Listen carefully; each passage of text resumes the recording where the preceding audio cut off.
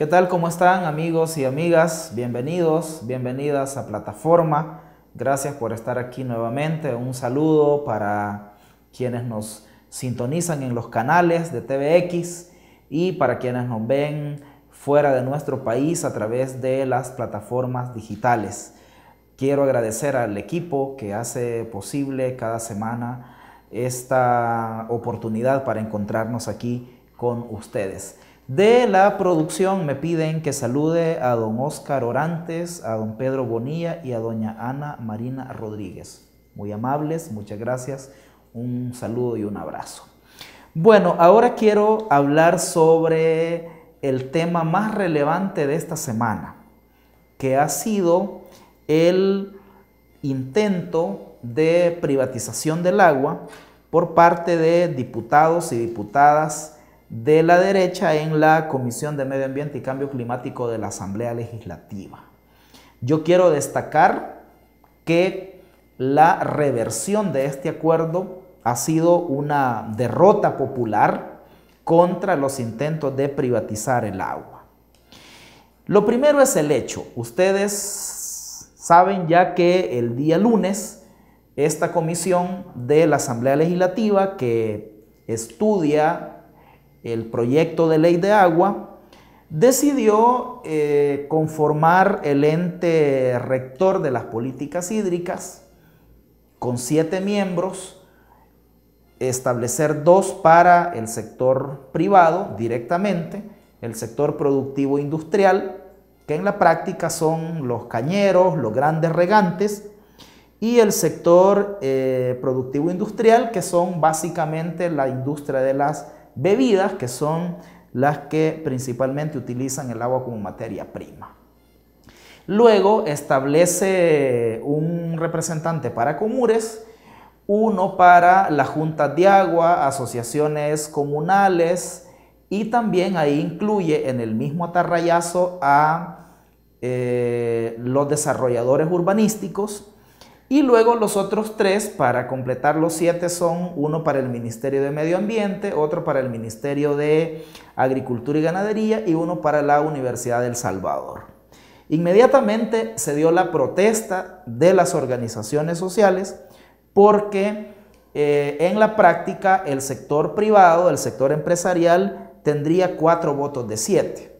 Esto con el argumento de que el representante de Comures, al estar esta gremial de municipalidades controlada por la derecha, por el partido Arena, es lógico que sumaría sus votos a los 2 del sector empresarial, y luego al colocar a los desarrolladores urbanísticos, a los constructores habitacionales en el mismo huacal con las ADESCOS y las juntas de agua, claramente la empresa privada estaría buscando colar a otro representante suyo en este sector. Cuando aparecen ahí los desarrolladores habitacionales, ahí estamos hablando de empresas como Salazar Romero, Inversiones Roble, Los Dueñas.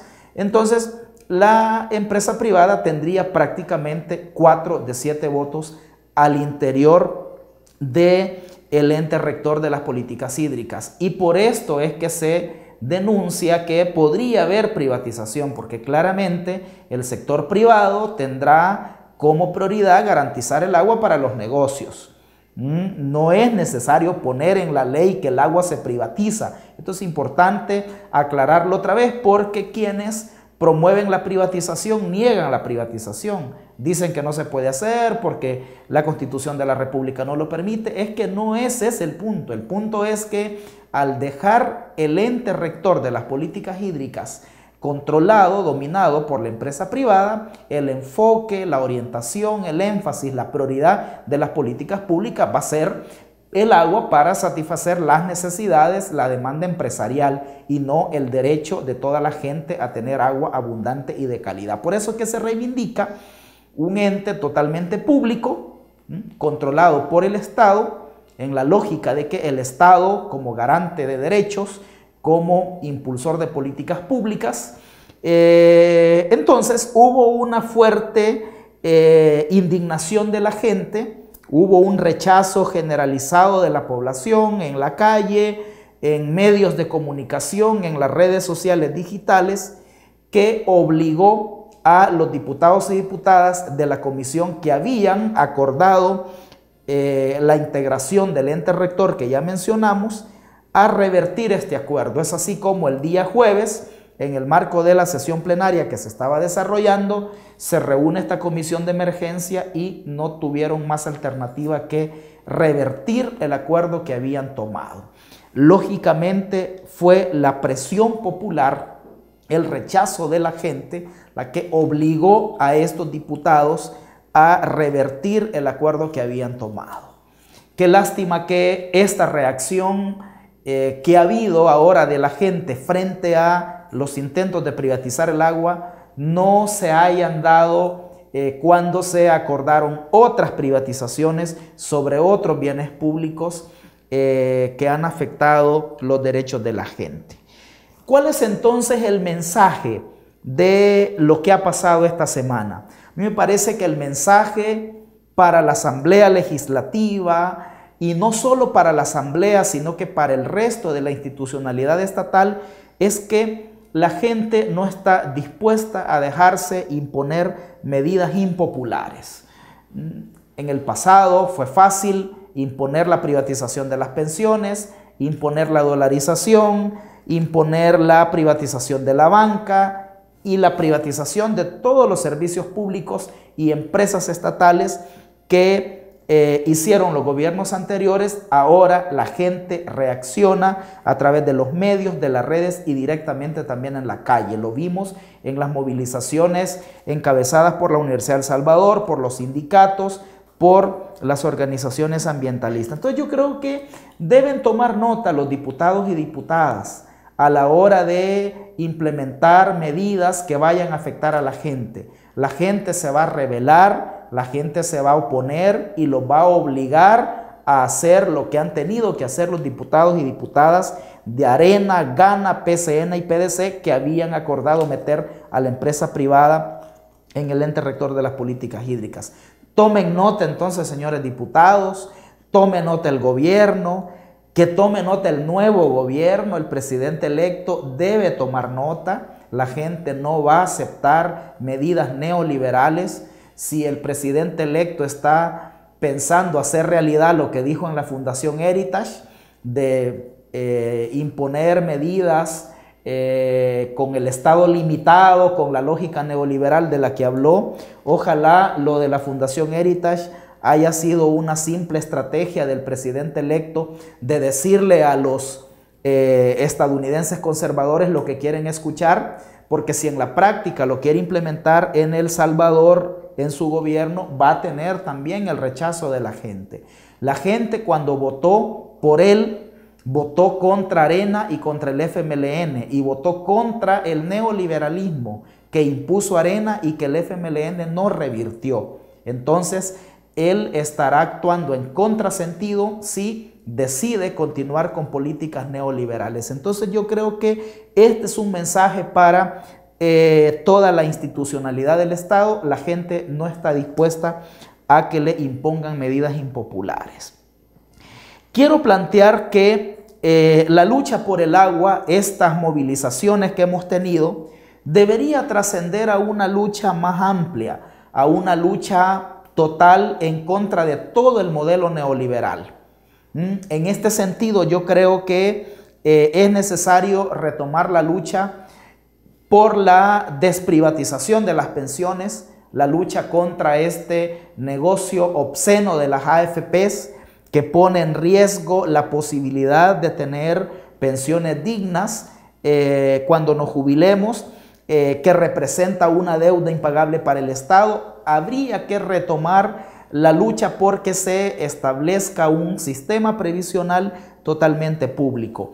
La lucha contra el modelo neoliberal también implica dar la pelea por una reforma fiscal progresiva que sustituya al actual esquema tributario regresivo, donde al final quienes pagan más impuestos son los consumidores y consumidoras, la población asalariada, con el pago del IVA y con el pago de la renta, mientras que las grandes empresas y las personas que tienen los mayores ingresos no pagan lo que deberían de pagar al fisco. Entonces, esa debería ser otra demanda de la sociedad en esta lucha por revertir este modelo neoliberal, porque no es posible pensar un país que resuelva los problemas estructurales de pobreza, de exclusión, manteniendo intacto este modelo neoliberal que busca siempre beneficiar a los privados, poner encima de los derechos de la gente los intereses de las grandes empresas. Creo entonces que la lucha por el agua debería ser una de las luchas principales, pero también hay que entrarle a las otras luchas que estaba mencionando. Y por último, yo creo que también hemos tenido en estos días recientes otros hechos que han pasado desapercibidos y que deberían de ser objeto de un rechazo y una indignación de la gente similar a la que hemos tenido frente a los intentos de privatizar el agua. Por ejemplo, no sé si se enteraron ustedes que la semana pasada la Corte Suprema de Justicia, el Pleno de la Corte Suprema de Justicia, estableció que no se investiguen ya delitos de corrupción que se cometieron 10 años atrás. La Corte Plena le ordenó a la sección de probidad, que es la encargada de abrir procesos por posible enriquecimiento ilícito y otros delitos relacionados con el manejo de los fondos públicos. La Corte le planteó que deje ya de investigar a los delitos que se cometieron 10 años atrás, amparándose en el principio constitucional de que los delitos administrativos prescriben a los 10 años. Este es un precedente negativo de la Corte Suprema de Justicia que contradice a la Corte Plena de la Corte Suprema de Justicia anterior, que había establecido precedente para poder investigar delitos de corrupción más allá de los 10 años. Recuerden ustedes que la sección de probidad destapó las irregularidades en la declaración patrimonial del expresidente Cristiani, del expresidente Armando Calderón Sol, del expresidente Francisco Flores y de varios funcionarios de estos gobiernos. La nueva Corte Suprema viene a decir que no se investigue más. Esto en la práctica significa que van a quedar en la impunidad todos los delitos de corrupción del 2009 para atrás, es decir, de los gobiernos de Arena que no habían sido investigados. Es decir, es un decreto de la Corte Suprema de Justicia para favorecer la impunidad de la corrupción. Esto, amigos y amigas, debería ser objeto de una indignación, de un rechazo social y de una movilización popular en la calle, en las redes y en todos lados, igual que la que tuvimos frente al intento de privatizar el agua. Pero este hecho ha pasado bastante desapercibido. Más bien alguna gente ha celebrado que haya un acuerdo de la Corte Suprema para pedir al gobierno nicaragüense la extradición del expresidente Mauricio Funes, pero nadie ha protestado porque esa misma Corte, que en el caso del expresidente Funes sí se muestra interesada en actuar, ha dejado en la impunidad todos los delitos de corrupción del 2009 para atrás que no fueron investigados. Esto es lamentable, va en contra de la lógica de transparentar, la lógica de la rendición de cuentas y la lógica de luchar contra la corrupción. Entonces, ojalá, amigos y amigas, que de aquí para allá expresemos la misma indignación, el mismo rechazo contra cualquier medida de la Asamblea Legislativa, del gobierno, de la Corte Suprema de Justicia que vulnere los derechos de la gente, que vaya en contra de la transparencia, que vaya en el sentido de favorecer intereses privados por encima de los derechos de la gente. Eso es lo deseable. Este país va a avanzar en la medida en que tengamos una ciudadanía crítica, en que la gente reclame sus derechos, en que la gente no se deje imponer como en el pasado, Estas historias de los secretos mejor guardados, como fue la dolarización, estas historias de engaño de que las pensiones al privatizarlas, el sistema iba a ser más incluyente y más eficiente. Estas historias de que no era una privatización de la banca, sino que sanearlas para hacerla más eficiente, nunca más deben suceder. Queremos una ciudadanía crítica para la construcción de un país diferente. Muchas gracias por su atención. Nos encontramos la próxima semana para comentar nuevamente sobre los temas de interés y sobre los hechos que son parte de la coyuntura de nuestro país.